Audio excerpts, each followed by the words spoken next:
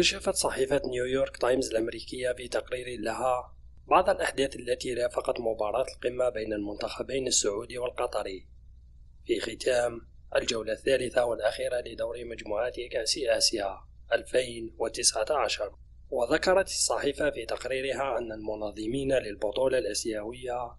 حاولوا قدر الإمكان تجنب حدوث أي توترات بين أنصار المنتخبين خلال المباراة التي تعتبر المواجهة الأولى بين المنتخبين منذ اندلاع الأزمة الخليجية صيف 2017، حيث قام المنظمون ببث موسيقى غربية خلال مجريات المباراة بدلا عن الموسيقى العربية، والتي كان من المفترض حسب العادات أن تعبر عن ثقافة المنتخبين اللذان يتواجهان. وأضافت الصحيفة أن الدعم الجماهيري للمنتخب القطري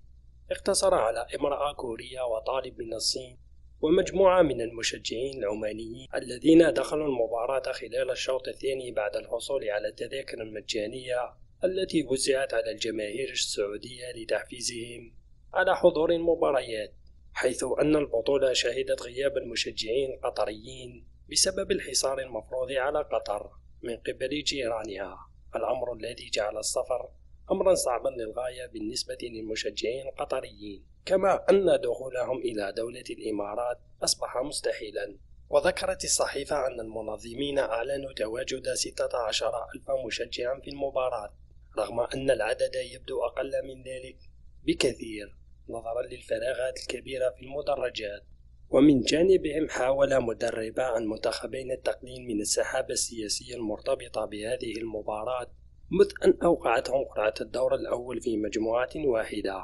قبل أشهر من الآن. وعمد المدربان على تجنب الخوض في حيثيات الأزمات السياسية بين البلدين،